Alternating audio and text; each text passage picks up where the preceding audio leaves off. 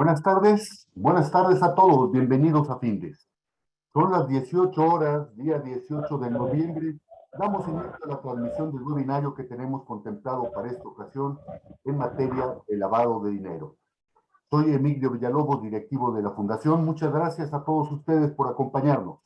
Me acompaña el profesor Enrique Monroy Pineda. Luis Enrique Monroy Pineda, especialista en Findes en el tema, en el área de gobierno corporativo, riesgos, que es específicamente lo que él maneja, y será quien conduzca esta plática. Antes de cederle la palabra, se les hace la atenta invitación para que nos formulen sus preguntas, nos den sus comentarios, nos den sus sugerencias, y al término de la plática dispondremos de algunos minutos para atenderles. Enrique, buenas tardes. ¿Podemos iniciar, por favor? Hola, Emilio, muchas gracias. Buenas tardes. ¿Me pueden escuchar bien? Sí, fuerte y claro. Fuerte y claro, gracias. Sí. También estoy presentando ahí un documento que tiene como título Prevención de lavado de dinero, financiamiento al terrorismo. Lo pueden ver, ¿cierto? Perfecto. Cierto. Muy bien, pues muchas gracias a todos por su participación. Vamos a dedicar los siguientes minutos en general para hablar de los temas en materia de prevención de lavado de dinero, financiamiento al terrorismo, enfocados a la ley antilavado. También haremos referencia a las leyes para las instituciones financieras. Y bueno, vamos a ver cómo estos temas han venido evolucionando y la importancia que los mismos tienen. Entonces, pues bueno, miren, en 2013 entró en vigor la Ley Federal para la Prevención e Identificación de Operaciones con Recursos de Procedencia Ilícita. Entonces vamos a decirlo así, es una ley joven, es federal y básicamente implica una lucha contra, pues, vamos a llamarlo así, contra delincuentes buscando impactar directamente el flujo de recursos de la delincuencia organizada, ¿no? Y que se evite esta reinversión, pues, de estos recursos en las mismas actividades delictivas. Entonces, esta ley es una ley general, implica tanto a las instituciones financieras como a instituciones que son mejor conocidas como vulnerables, que no son las instituciones financieras. Entonces vamos a platicar al respecto. Entonces, previene que sectores que realizan actividades vulnerables sean utilizados por la delincuencia organizada para reutilizar estos recursos obtenidos en la comisión de actividades delictivas, ¿no? Entonces vamos a ver que se identifican ciertos sectores, ciertas actividades que pues que se determinan que pueden ser utilizadas para llevar a cabo este tipo de ilícitos. Por otra parte, también está considerada en la ley la aplicación de sanciones administrativas, sanciones pues ya de tipo penal para quienes incumplan con lo dispuesto en esta regulación, en esta ley. ¿Vamos bien? Perfectamente. Te escucha eco. Tienes ahí dos.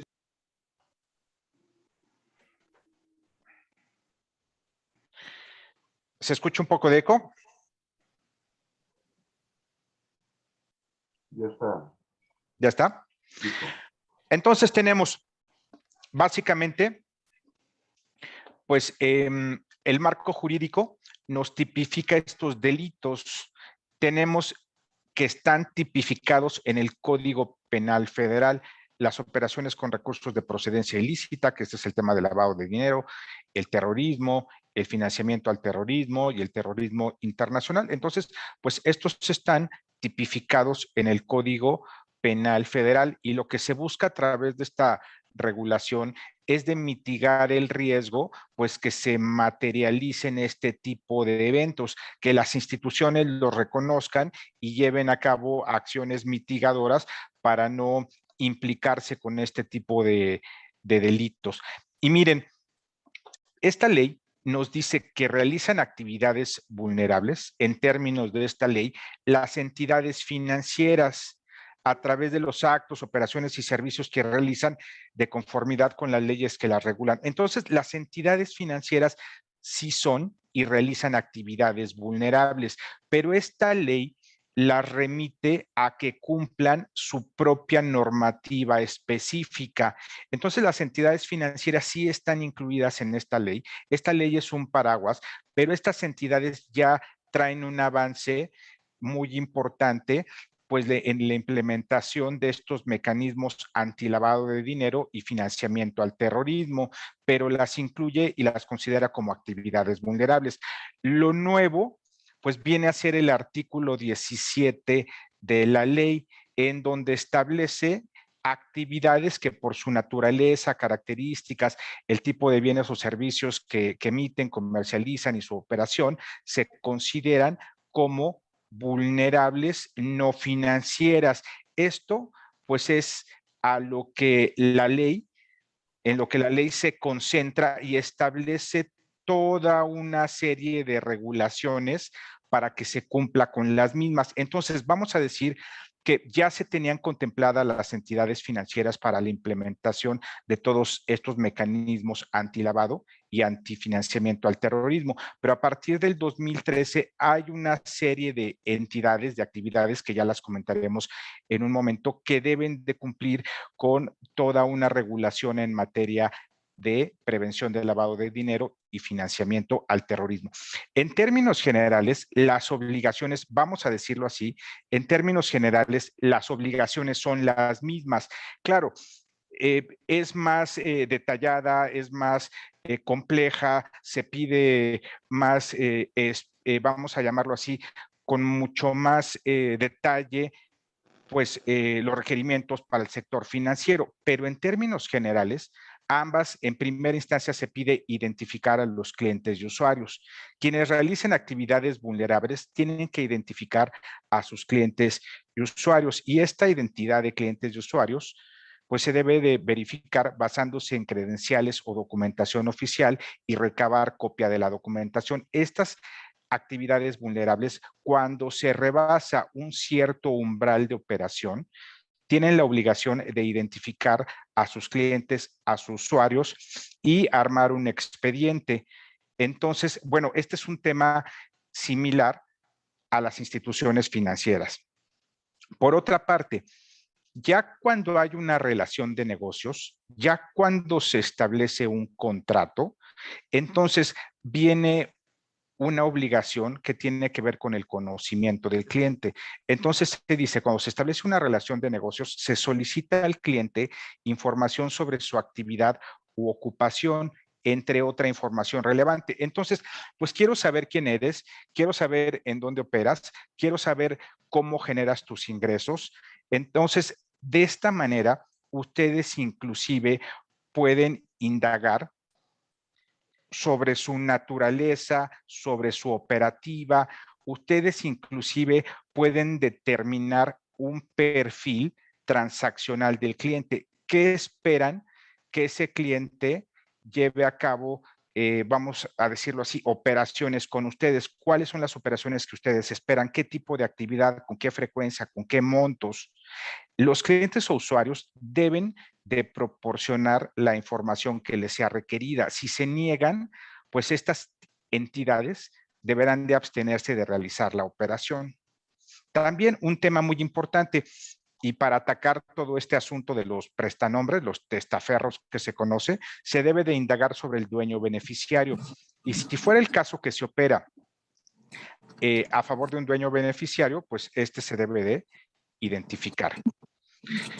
Cuando ustedes ya tienen un conocimiento del cliente, inclusive se espera que desarrollen una metodología para calificar el grado de riesgo del cliente por ciertos factores que pudieran ser relevantes, como su ubicación geográfica, la forma de pago, la formalidad que tiene ese cliente, vamos a llamarlo así.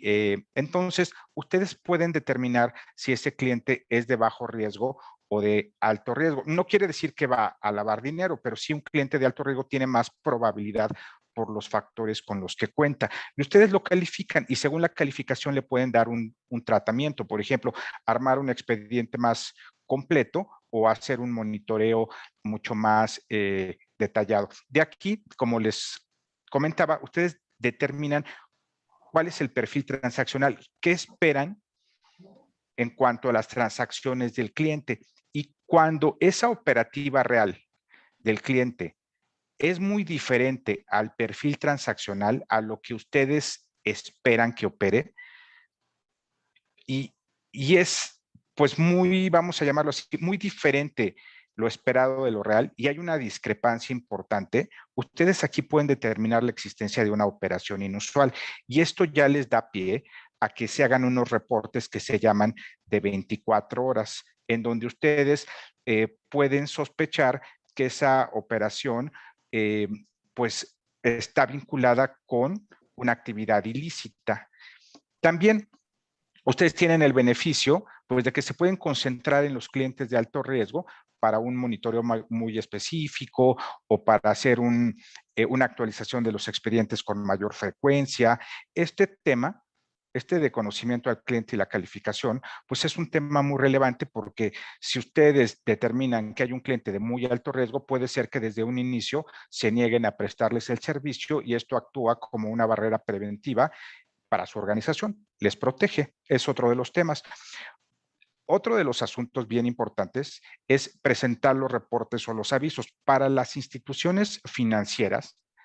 Pues ahí vamos a llamarlo así, los reportes más comunes que tienen que estar enviando a las autoridades, a la Comisión Nacional Bancaria de Valores. Las operaciones relevantes son aquellas operaciones con billetes, metales, con divisas, que rebasen un monto de $7,500 americanos. Claro, el equivalente en pesos. Estas operaciones pues se tienen que estar pues monitoreando, identificando y haciendo este tipo de reportes a la autoridad. Las operaciones inusuales pues básicamente son personas que se salen de su patrón habitual de comportamiento sin una justificación o causa razonable.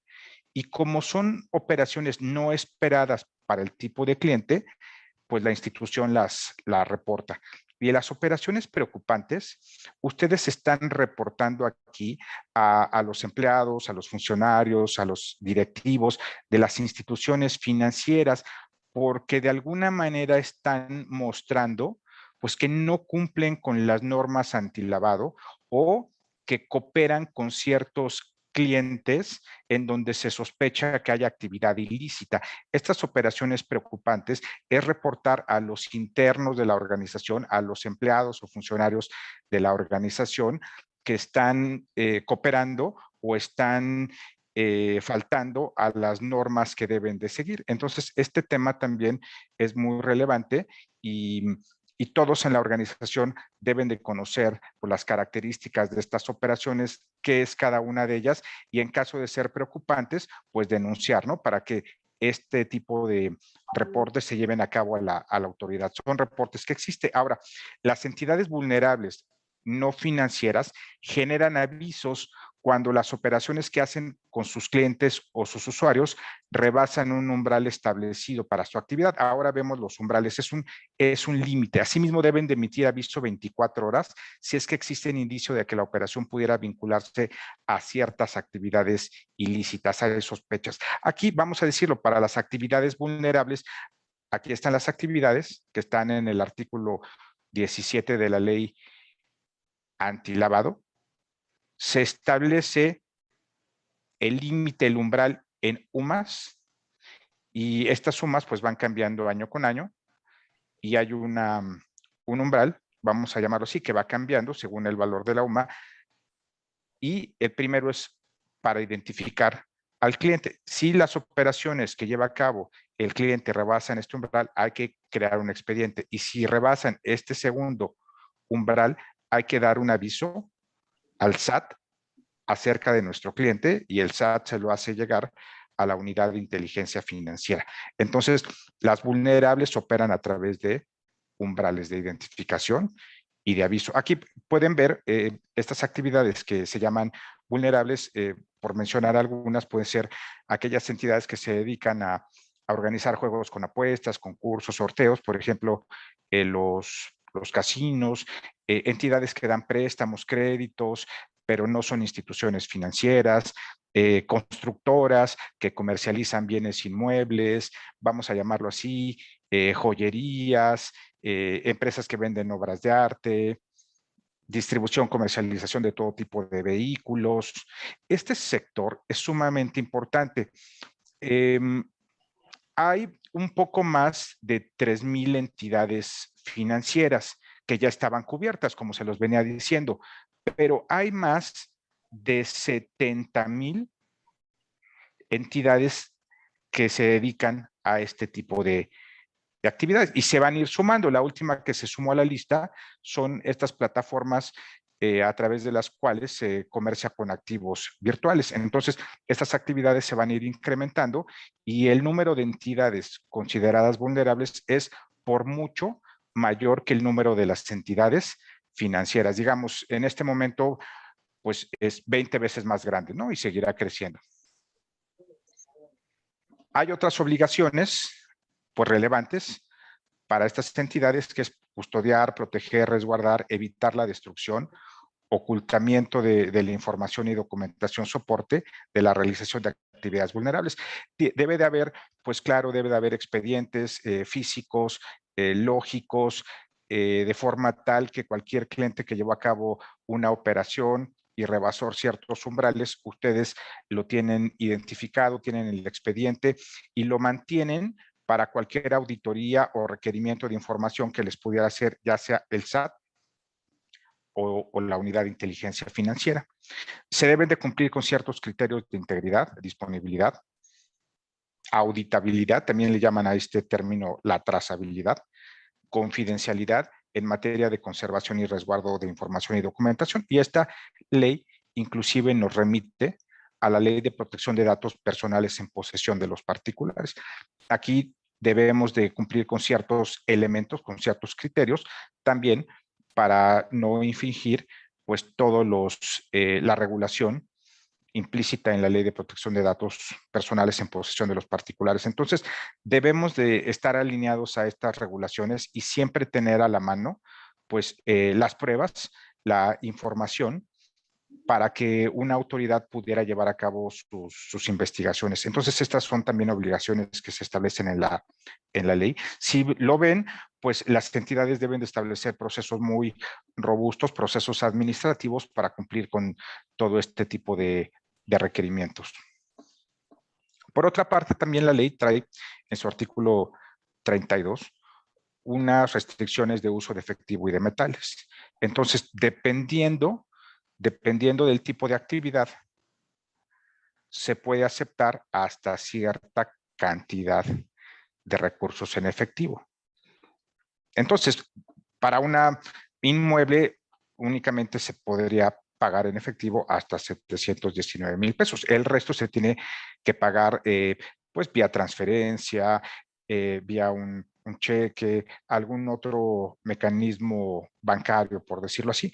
Y hay otras actividades en donde tenemos umbrales inclusive inferiores. Entonces ya el efectivo no se puede utilizar por arriba de estos umbrales. Y digo, y son las actividades pues en donde más volumen de recursos se utiliza, ¿no? Para comprar un vehículo, para comprar joyería, ¿no? Para temas de compraventa de acciones. También, entonces, hay que tener claro que hay una restricción de uso de efectivo y metales. Pues no es un mundo sencillo. Tanto las instituciones financieras como las entidades vulnerables sí tienen una serie de obligaciones que cumplir y por lo tanto necesitan una persona al interior de la organización que esté especializada en este tema. Y las autoridades le han llamado a esta figura, le han llamado un oficial de cumplimiento. Entonces, las personas morales que realizan actividades vulnerables, lo mismo que las instituciones financieras, pues deben de designar ante la Secretaría a un Secretaría de Hacienda para las vulnerables, ¿no? A un representante encargado de cumplimiento de las obligaciones derivadas de la ley y mantener vigente dicha designación. Entonces, sí hay que nombrar un oficial de cumplimiento, sí hay que nombrar a una persona que conozca de estos temas, de forma tal que asegure que la entidad está alineada con la regulación aplicable y no tiene riesgos regulatorios relevantes. Y lo más importante, pues es que realmente disminuya el riesgo inherente de la entidad y no se vincule con operaciones de lavado de dinero o de financiamiento al terrorismo. El oficial de cumplimiento, pues está pasando por un proceso de profesionalización. Hoy en día ya existe un proceso para certificar oficiales de cumplimiento de las instituciones financieras. Este proceso lo coordina, lo establece la Comisión Nacional Bancaria de Valores. Y apenas justamente el 27 de noviembre se va a llevar a cabo el primer examen para certificar oficiales de cumplimiento de las actividades vulnerables. Entonces, pues, ¿qué se prevé? Para las instituciones financieras ya es obligatorio que un oficial de cumplimiento esté certificado ante la Comisión Nacional Bancaria de Valores. Ya es indispensable que el auditor que revisa a las instituciones financieras en materia de prevención del lavado de dinero esté certificado. Pues bueno, ya comenzó el proceso para certificar oficiales de cumplimiento ante la Unidad de Inteligencia Financiera. Llegará el momento en que sea obligatorio que este oficial de cumplimiento para las actividades vulnerables también pues tenga esta certificación. Pero les digo, acaba de empezar este proceso y el primer examen se va a llevar a cabo el sábado 27 de noviembre. Entonces, pues bueno, ustedes van viendo ya todo los procesos en materia de lavado de dinero, toda la regulación está más madura para las instituciones financieras, pero paso a paso, toda la regulación para las entidades vulnerables no financieras, pues se va acercando a la regulación de las instituciones financieras, ¿no? ¿Qué más? ¿Cómo va evolucionando la regulación? Cada vez más se utiliza el enfoque basado en riesgos. Esto es, cada entidad tiene que establecer una metodología para evaluar los riesgos que tiene, qué tanto riesgo tiene de verse vinculado con una actividad de lavado de dinero o de financiamiento al terrorismo. Se lleva a cabo una metodología interna y el oficial de cumplimiento que coordina este tema determina una calificación para la entidad. Entonces, la misma entidad, pues, se da cuenta de que tiene vamos a suponerlo, un riesgo alto y establece elementos de mitigación para disminuir ese riesgo inherente. Se autorregula, por decirlo de esta manera. Y este enfoque basado en riesgo, pues ya es obligatorio para las instituciones financieras y lo será para las vulnerables. Ya está considerado, pues, en algunas reformas que se han planteado. Por otra parte, también se establece una capacitación obligatoria a todos los colaboradores para que estos puedan funcionar como una primera línea de defensa efectiva. Estos colaboradores, pues, son las personas que están en el área comercial, son las personas que pueden ver las operaciones que lleva a cabo un cliente, son los que ven el comportamiento de los colaboradores y en su caso pueden denunciar a través de un canal pues de aviso, de denuncias. Entonces, también para las actividades vulnerables se va a requerir una capacitación obligatoria sobre estos temas. Acaba de salir también, fue el 10 de octubre, los requerimientos muy específicos para auditores internos en cuanto a cómo se debe de llevar a cabo el reporte en materia de prevención de lavado de dinero y financiamiento al terrorismo. Entonces al auditor ya le piden, además de cierto perfil, que cubra ciertos capítulos en su informe de auditoría. Y entre lo que más le piden al auditor interno es que verifique que la entidad tiene una metodología para reconocer su nivel de riesgos y el sistema de control está vinculado pues a esos riesgos relevantes. Entonces también vendrá un apretón al requerimiento y a las características del auditor interno y a los informes. Se pedirá también para las vulnerables uso de sistemas automatizados para que puedan monitorear, para que puedan tener un sistema de alertamiento e inclusive de reporte. todo sea mucho más eficaz. Las estructuras internas, ya las instituciones financieras, pues se les obliga a tener un comité que se llama de comunicación y control, y aquí mensualmente están viendo la evolución de sus mecanismos en materia de prevención del lavado de dinero, se revisan los reportes, se revisan los planes de acción correctivos, el estatus de la capacitación en su caso. Entonces, estos temas pues se van ventilando a través de un comité conformado de las personas más relevantes dentro de la organización, y puede ser también por expertos, y van metiendo una disciplina para toda la organización en cuanto a este tipo de temas. También un asunto que se vuelve sumamente relevante para la autoridad es que todo lo que hacemos al interior de la organización se documente formalmente en manuales de políticas y procedimientos a un nivel detallado.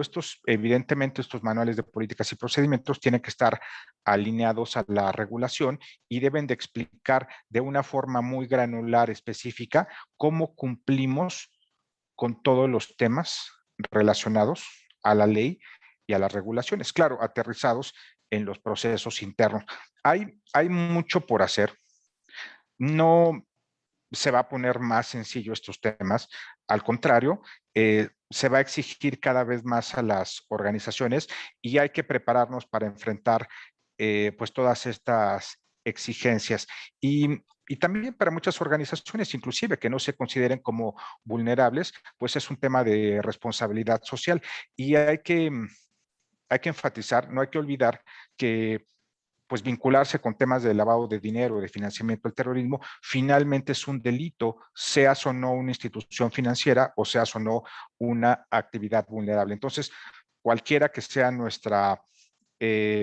pues nuestro giro, nos tenemos que proteger de estos riesgos y evitar tanto pues estas exposiciones pues a un riesgo de incumplimiento, como también una no menos importante, que es el tema de los riesgos reputacionales. Y bueno, esto es lo que tenemos aquí como presentación general de la ley y de los requerimientos pues hacia las diferentes entidades, ¿no?, que están obligadas. Enrique, muchas gracias por tu participación. Vamos a dar unos segundos a que los asistentes al webinar, si así lo consideran conveniente, nos presenten sus dudas, comentarios o sugerencias, ¿verdad?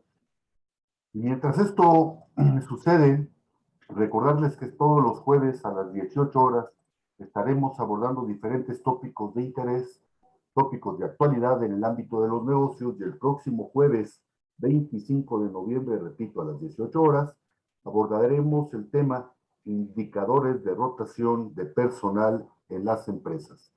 Los invitamos, inviten a su vez a sus compañeros, inviten a sus amigos.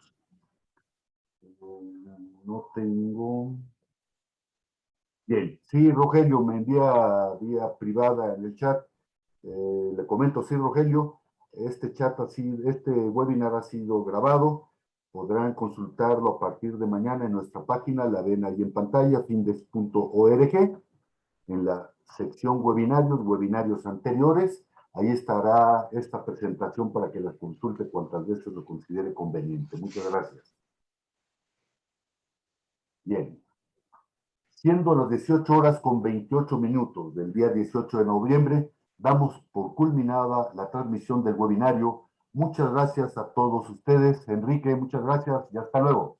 Muchas gracias. Buenas tardes. Buenas tardes. Muchas gracias. Hasta luego. Hasta luego. Muchas gracias. Gracias. Hasta luego.